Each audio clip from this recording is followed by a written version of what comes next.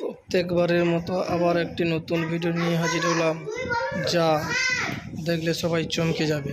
BJP কীভাবে ক্ষমতায় আসা সম্ভব সেটাই নিয়ে এই ভিডিওটি তৈরি করা হয়েছে। তাই প্রত্যেকবারের মতো ভিডিওটি প্রথম থেকে শেষ অবধি দেখবেন এবং ভিডিওটি লাইক এবং শেয়ার করবেন বেশি বেশি করে, এবং কমেন্ট করতে ভুলবেন না। সর্বোপরি সাবস্ক্রাইবার করবেন নতুন নতুন ভিডিও তৈরি করতে, আমি যাতে উৎসাহিত পাই। ভোটে জিততে গেলে সংগঠন মজবুত করাই একমাত্র রাস্তা। ইডি এবং সিবিআই দেখিয়ে বা কেন্দ্র বাহিনী দিয়ে ভোটে জিতা যাবে না। দলীয় কর্মী সভায় গিয়ে এই বার্তা দিলেন বিজেপি রাজ্য সভাপতি তথা কেন্দ্রীয় মন্ত্রী সুকান্ত মজুমদার। সদ্য সমাপ্ত লোকসভা ভোট এবং রাজ্যের 4টি বিধানসভা কেন্দ্রের উপনির্বাচন ভরাডুবির পর সুকান্তের বার্তা জল্পনা তৈরি হয়েছে। দলের অন্তরে প্রশ্ন উঠেছে, লোকসভা পূর্ববর্তী সময়ে দল যে কৌশলে চলেছিল, বিরোধী দলনেতা শুভেন্দু অধিকারীর যে বার্তা দিতেন প্রকাশ্যে, সেই পথ থেকে কি সরে আসার কথা চিন্তাভাবনা করছে। বোধহয় কথা তো আমরা অনেক আগে থেকে বলে আসছি। আসলে রাজ্য বিজেপির ব্যাপারটা হচ্ছে বিরিয়ানি মশলা দিয়ে চচ্চড়ি রাঁধার মতো। গত লোকসভা ভোটে রাজ্যের শাসক দলের কাছে পর্যদস্ত হয়েছেন বিজেপি। তার রেস কাটতে না কাটতেই হয়ে উঠছে উপনির্বাচন। 4টি কেন্দ্রের বিশাল ব্যবধানে হেরেছে তারা। লোকসভা ভোটের নিরিখে তারা জিততে পারেনি 3 কেন্দ্রে পদ্মশিবির। এই পরিস্থিতিতে দলীয় নেতা কর্মীদের মনোবল চাঙ্গা করার দিকে নজর দিচ্ছে নেতৃত্ব। রবিবার হুগলি হিন্দমোটর ও পান্ডুয়া কর্মী সভায় গিয়েছিলেন সুকান্ত। 2 জায়গাতেই দলীয় নেতাকর্মীদের উদ্দেশ্যে তার বার্তা, সব ছেড়ে আগের দলের সাংগঠনিক শক্তি মজবুত করার লক্ষ্যে ঝাঁপানো জরুরি। হিন্দমোটর সভা থেকে সুকান্ত বলেন, মোদিজি এসে ম্যাজিক ছড়িয়ে দেবেন আর আমরা শ্রীরামপুর জিতে যাব, এটা হবে না। অনেকেই বলে, দাদা সিবিআই বলুন ওকে অ্যারেস্ট করে নিতে, তাহলে আমরা জিতে যাব, হবে না। অনেকে বলে ওকে জেলে ঢুকিয়ে দিন, জিতে যাব, তাও হবে না।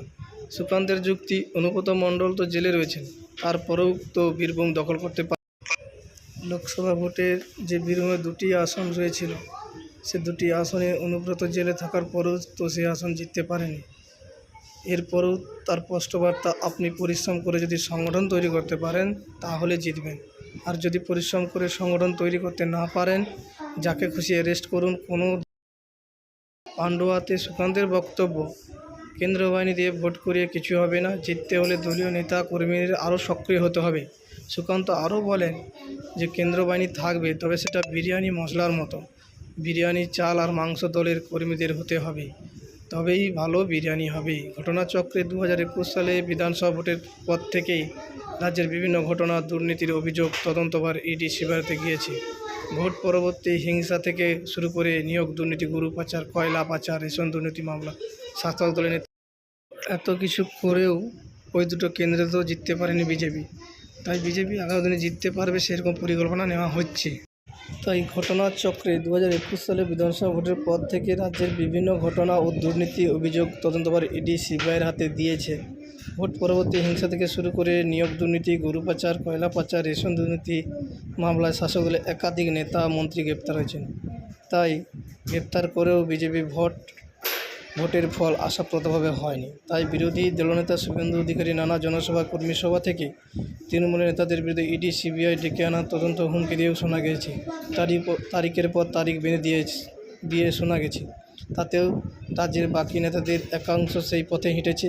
সুকান্তের মুখে ইডি অবশ্যই সিবিআই হুমকি শোনা গিয়েছে নানা সময়, কিন্তু তারপরেও রাজ্যের বিশেষ কোনো সুবিধা হয়নি বিজেপির। বরং 2019 সালের তুলনায় সদ্য সমাপ্ত লোকসভা ভোটের দলের ফল খারাপ হয়েছে। রাজ্যের 6টি আসন হারিয়েছে তারা।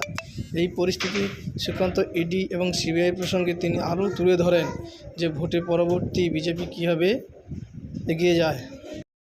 তাই আগামী 26শে বিধানসভা নির্বাচনে বিজেপি কীভাবে তার রাজ্য দখলপাট করতে পারে, সেই হিসাবে তাদের কর্মী সংগঠন নিয়ে আলাপ আলোচনা করছে যে শাসক দলের বিভিন্ন নেতা কর্মীদের ইডি সিবিআই দিয়ে কোনো কিছু লাভ হবে না, বরঞ্চ তারা অন্য পথে চলার চেষ্টা করবে ভবিষ্যতে 2026-এর বিধানসভায় মাথায় রেখে।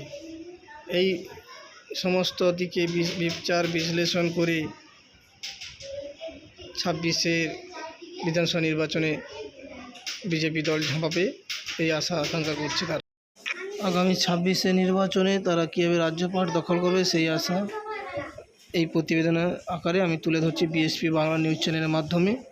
আরেকবার সবাইকে ধন্যবাদ। এই ভিডিওটি দেখবেন, বেশি করে শেয়ার করবেন, লাইক করবেন, কমেন্ট করবেন।